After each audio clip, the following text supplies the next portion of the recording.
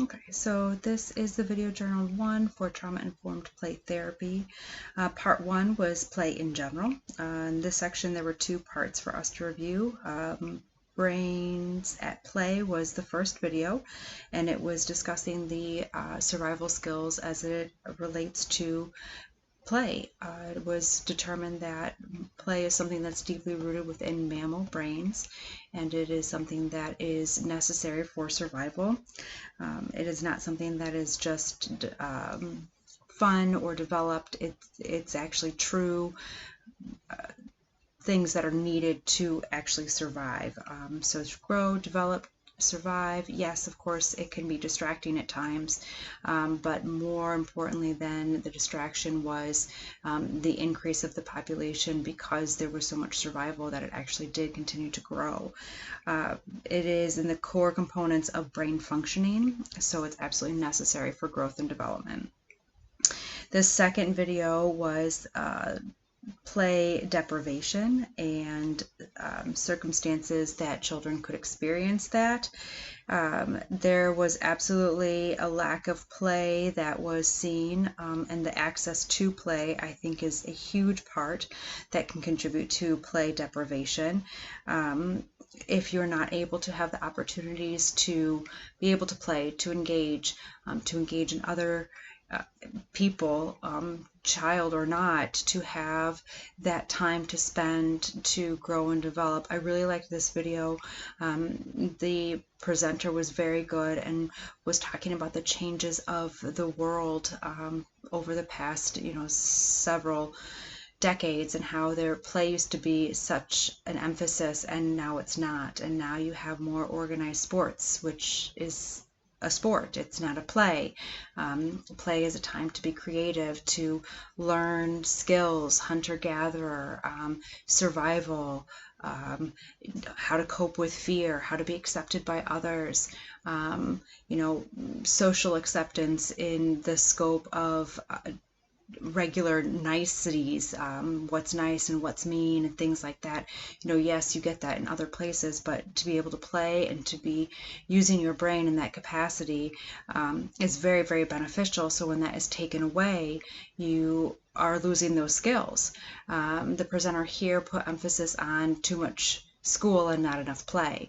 You don't see anybody anymore playing in the streets and having those baseball games and things like that, and that's things that they should be doing, because as that stuff is taken away, you aren't using all of the components that you can. You have limited access to things. There used to be different parks. There used to be more things to do outside, and now there's less. Technology is great, but what is the benefits of it when it comes to play? Now you're interacting with a tablet, which isn't the same. You're talking to people online, still not the same. You really need to have that one-on-one in-person interaction to be able to get there. And then you have the emphasis of school. That's taken away from play. Again, it's all organized, it's all created. You're not just set free to do and be however you want to be, and that is hindering our primitive brain from developing the way that it should when we implement the play. The part 2 is trauma-informed play therapy, and it was from a reading. In the reading, there was corrective and reparative experiences.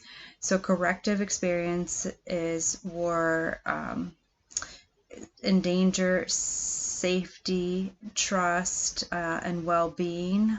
Those can be things that people need to look for and to have to make them feel okay, to make people feel that they are okay. They don't want to have danger. They need to have safety. They need to have trust. They need to have that sense of well-being.